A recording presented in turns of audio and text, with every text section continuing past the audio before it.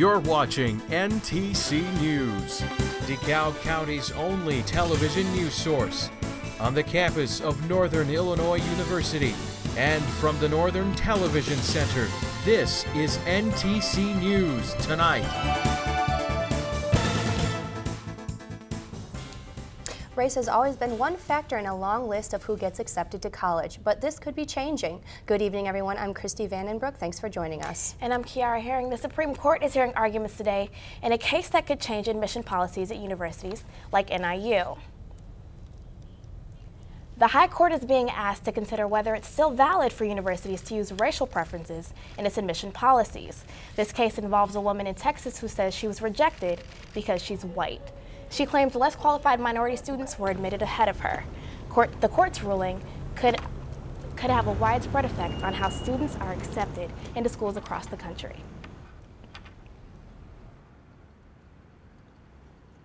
If the Supreme Court justices decide that race is not a sufficiently important factor in admission of undergrads or graduate schools, it could mean that universities like NIU couldn't consider diversity as a factor, either to enhance the learning environment or enhance the opportunities of students of color. So that's why it has ramifications across the country. The Supreme Court will continue hearing both sides before making a decision. Springfield is allowing bars in Illinois to set up some new video games. But they're not the kind of video games you're used to seeing. Check this out. These are the typical games you see at bars, pinball machines, hunting games, and maybe even electronic card games. But the city of DeKalb is allowing bars to add gambling to their menus. DeKalb bars like O'Leary's Restaurant and Pub are welcoming the new addition. There's a lot of financial benefits to it, and ones that you can't ignore right now. So I do think that as the machines are actually installed, the people will actually see them. Those who enjoy video poker will enjoy it. Those who don't won't. So I think the climate, is going to be one that remains to be seen. But the new additions aren't just lining the gamblers' pockets. Proceeds are expected to go towards the community as well as the state. Well, the distribution is 5% of the proceeds go to the local government, and 25% of the proceeds are returned to the state of Illinois. So I think there's an opportunity to fund not only local needs financially, as well as state needs financially. Although there are mixed views about whether gambling should be allowed, bargoers who choose to gamble now have the chance. That they have an opportunity now to not only play the video games, but they have an opportunity of chance. The Illinois Lottery is very successful. I think people that play the Illinois Lottery have a chance, and it's going to give them an opportunity to, have another form of entertainment. As of September, the state has approved over 300 licenses, and some locations are looking to launch their new machines before the end of the fall. For NTC News, I'm Kiara Herring. And just a quick update, DeKalb isn't the only town allowing this. That's right, Sycamore and Genoa are the latest towns in the area to allow the video gambling machines. A fiery spectacle crossing the west side of campus this morning. Flames erupted from an NIU van near Watson today. An NIU maintenance van caught fire near Watson Hall. The driver smelled smoke and bailed out before the engine compartment erupted. At one point, flames shot up nearly 15 feet into the air. No one was hurt. It's not clear what started the fire. If you're riding around your bike in DeKalb today, you might want to be extra careful. 4 cyclists have been hit and one of them died in the last 3 weeks. The DeKalb County Sheriff's Department encourages cyclists to wear helmets and be extra careful and obey traffic laws. Drivers should remember to be on the lookout for cyclists and give them space when passing. For a full list of safety tips, visit the Illinois Secretary of State Office website. The city of DeKalb is cracking down on dog attacks. 350 dog-related complaints were made in 2011. This led to a new proposal that calls for stricter punishments for dog owners. The owner of any dog that attacks or attempts to attack will be fined a minimum of $500. Owners of dogs found off their leashes can be fined between $100 to $500. All owners will be responsible to pay the cost for injuries or damages caused by their dogs. To keep your wallet and your dog safe, keep that canine on a leash. Fall is here in Northern Illinois. That means it's deer mating season. The DeKalb County Sheriff's Office is issuing a deer alert, telling residents to be extra careful when driving in the morning and late at night. Last year, the Sheriff's Office responded to over 100 deer-related accidents. For more information, you can check out the DeKalb Sheriff's Office website for more details. Drew Peterson's new lawyers are proclaiming Peterson's innocence and asking for a retrial. And the father mistakenly kills his own son for thinking he's a burglar. These are today's State Lines.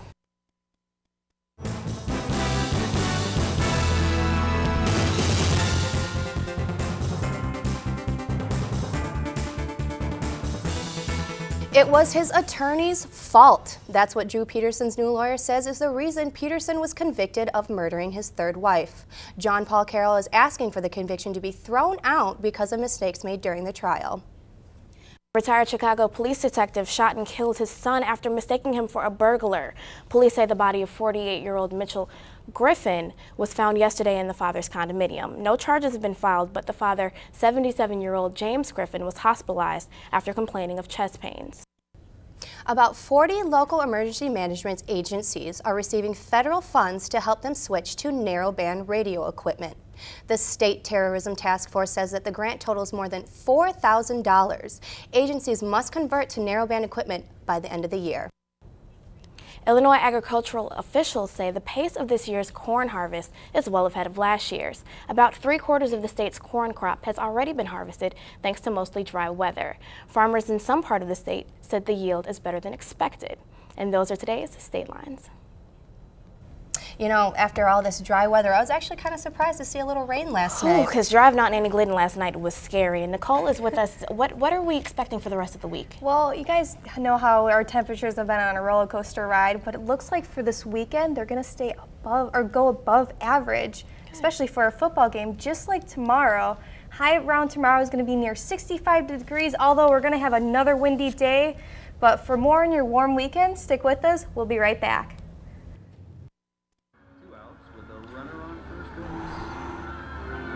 Now the big guy comes up to bat, hitting .342 with 92 RBIs and 36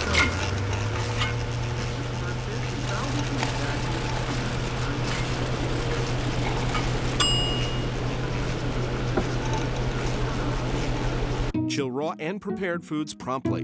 1 in 6 Americans will get sick from food poisoning this year. Keep your family safer. Check your steps at foodsafety.gov.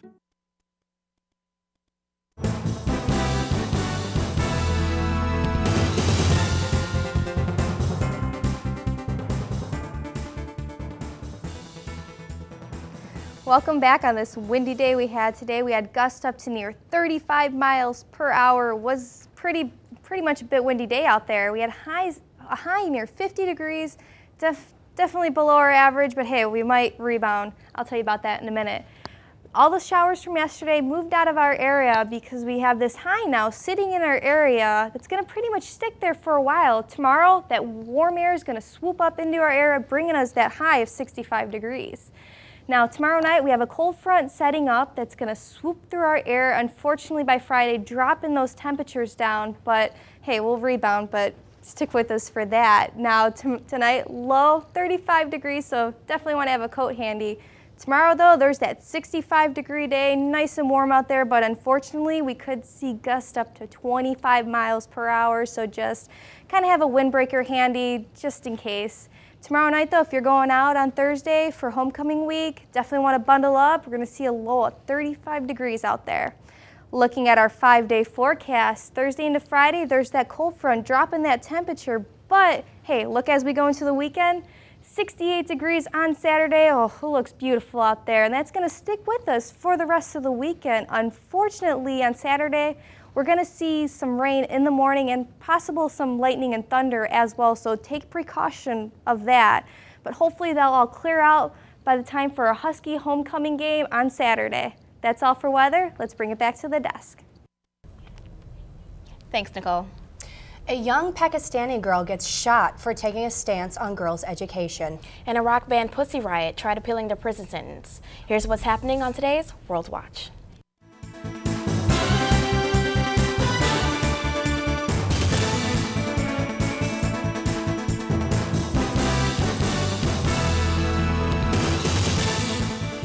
A Pakistani official says doctors have successfully removed a bullet from a 14-year-old girl. She's been an outspoken activist across Pakistan for exposing Taliban atrocities and advocating for girls' education. On Tuesday, a Taliban gunman shot her in the head and neck on her way home from school. The girl is in a military hospital in Peshawar. 3 members of a Russian punk rock group returned to court today. They're appealing the 2-year prison sentence they received after the band Pussy Riot performed a song critical of President Vladimir Putin. The 2 members of the female band fled the country, and the other 3 were convicted of hooliganism. Toyota is recalling more than 7 million vehicles. The recall is centered around a problem with the power windows potentially causing a fire. So far, no injuries have been reported. Toyota motorists say the driver's side power window switch may feel sticky. The recall affects 2.5 million cars in the United States. This year's Nobel Prize for Chemistry goes to 2 American researchers. Robert Lefkowitz and Brian Kobilka have studied protein receptors that let body cells sense and respond to outside signals. Their research is key to developing better drugs. And that was today's World Watch.